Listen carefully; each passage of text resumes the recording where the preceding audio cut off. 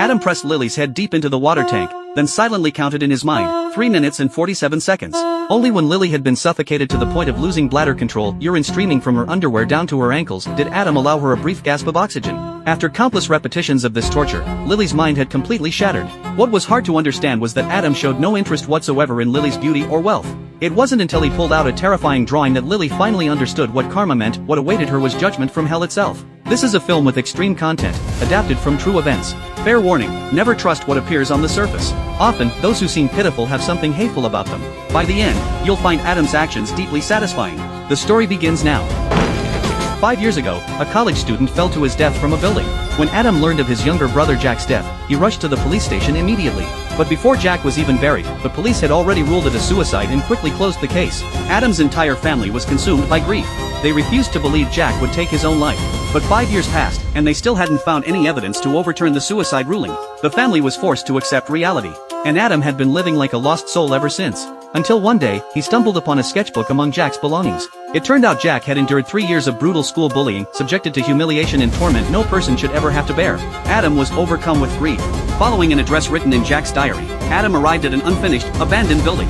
Seeing a broken baseball bat on the ground and connecting it to what was written in the diary, Adam instantly imagined the scenes of Jack being bullied. He began to regret sending Jack to boarding school, regret being too busy with work, regret neglecting to care for him. And that's when a bold suspicion formed. Could Jack have jumped because he was being bullied? Furious, Adam decided to avenge his brother. But 5 years had already passed.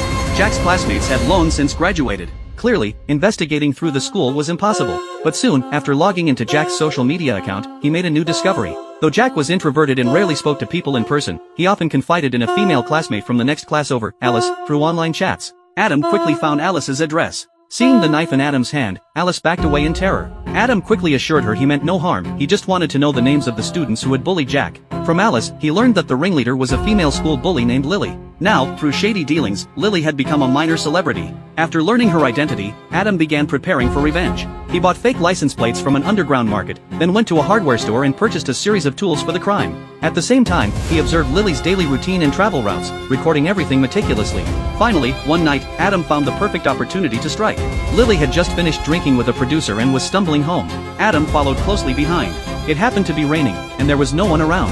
In a dark alley, Adam swiftly knocked Lily unconscious. When Lily woke up, she found all her limbs bound. Only then did she realize she'd been kidnapped. She immediately began crying and begging him to let her go. 납치하신 거예요? 예쁘게 생겼네. 누구신지 모르겠지만 아직 기회가 있어요.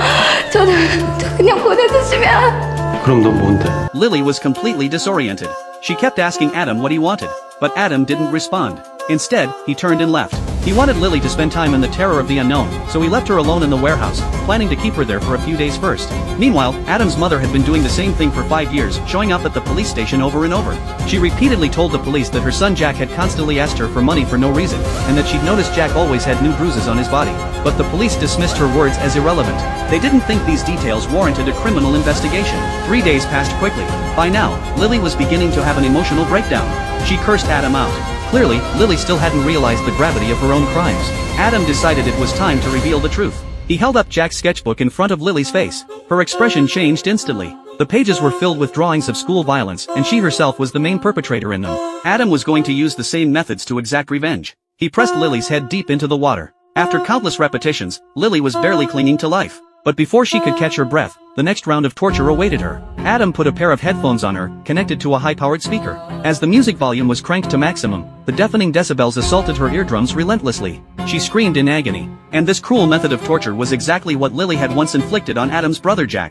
The louder the boy screamed, the more excited and thrilled they became. Then they stripped the boy naked and poured cold water all over him. They built their happiness on someone else's suffering and even recorded videos and spread them online.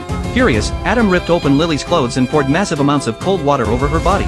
Lily shivered violently from the cold. But the next second, Adam poured scalding hot water over her. The dual torture of extreme cold and extreme heat completely broke Lily.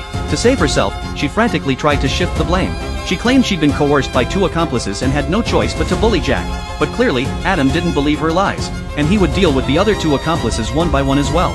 Soon, Adam tracked down one of the accomplices, a guy named Tom, and kidnapped him from his home to the abandoned building. Adam wanted him to see if this was the place where he used to bully Jack. Only then did Tom realize he was being punished for his past actions. To save his own life, he could only beg for mercy, but Adam gave him no chance. He beat him savagely, returning every bit of pain Tom had inflicted on Jack. Finally, Adam picked up the baseball bat from the ground and finished him off. After dealing with that, Adam returned to the warehouse to continue torturing Lily. And this time, Adam was going to destroy her completely. Because in Jack's sketchbook, he had seen that Lily and two other bullies had once forced Jack to assault another girl who was also being bullied. It was this incident that had caused Jack severe psychological trauma. Enraged, Adam looked at Lily, who was still spouting arrogant words. He immediately grabbed a delinquent teenager named Mike from outside the school. Then he pulled out a handgun.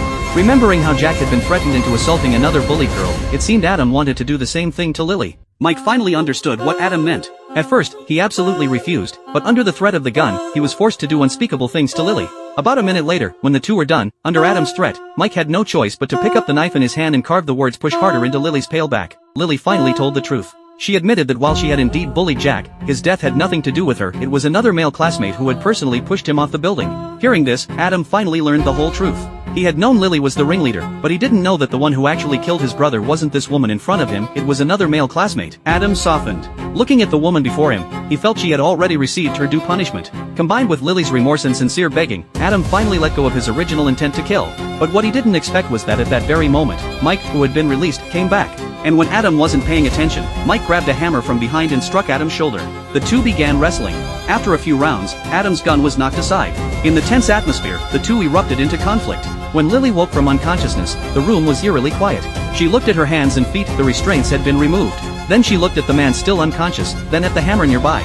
Without a word, she rushed forward, grabbed the hammer, and began smashing wildly. She poured all the rage from the past few days into his skull. But what no one expected was that not only did she vent violently, she also revealed what really happened back then. It turned out Adam's brother Jack hadn't been pushed off the building by a male classmate at all, Lily had pushed him herself. Lily laughed. She thought she was the ultimate winner. But when she calmed down and turned around, Adam was standing in the doorway. She had killed the wrong person, she had beaten Mike to death. Lily panicked. Not only had Adam heard everything she just said, but the floor was now soaked in gasoline. It seemed no amount of begging would save her this time. Adam pulled out a lighter. But just as he was about to throw it, the police arrived and pressed a gun to his head. Because of Adam's hesitation, the lighter never ignited the gasoline. And so, Adam was arrested, while Lily narrowly escaped death.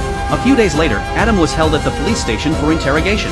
Meanwhile, Lily was living her life as glamorously as ever, even more so than before. Though the case had nearly cost her life, she had turned misfortune into fortune, gaining massive public attention. Not only did she receive widespread sympathy, but after giving her statement at the station, she even got to gloat in front of Adam, who was locked in a cell. 평생 깜빵에서 살아라. 병신 새끼. Seeing her so arrogant, Adam didn't hesitate. He instantly smashed the bowl on the ground, picked up a shard, and shoved it into his own mouth, pretending to attempt suicide. Sure enough, the police saw this and quickly opened the cell door. Adam seized the moment and rushed out. Facing the approaching officers, he didn't engage, he ran straight to Lily, grabbed the shard, and plunged it into her carotid artery. Lily collapsed instantly. In those few seconds, even as she lay dying, Lily never understood the lesson: don't push people to the edge. When cornered, people will fight back, especially when she truly was the ringleader of the bullying. The entire station was thrown into chaos. But what no one expected was that Adam instantly grabbed a gun from an officer behind him, shoved it into his own mouth, and pulled the trigger without a word. But just as the story seemed to end, Adam's mother arrived at a repair shop. Facing Peter, a man who had once bullied her son Jack, the old woman didn't say much, she just wanted to have a proper talk. Peter responded with arrogance, because he knew an old woman couldn't do anything to him. So the two went to a restaurant. But what Peter didn't know was that the restaurant owner was Adam's older sister, Lisa. Lisa grabbed a prepared rope and instantly looped it around Peter's neck. Then the old woman calmly walked over, pulled a sharp knife from her bag, and with one thrust, stabbed a hole in Peter's stomach. He bled out and died. A few days later, facing police questioning, the old woman spoke about the unfairness of local laws toward ordinary people. Not only were the laws inadequate, failing to prevent and properly handle school bullying, but the wealthy and powerful used every channel and connection to control and suppress ordinary people. Just like Jack's death. The police could have investigated the case promptly and brought the killer to justice. But because of behind-the-scenes manipulation by powerful forces, the situation only worsened. Hearing the old woman say this, even the police felt helpless. They could only remain silent.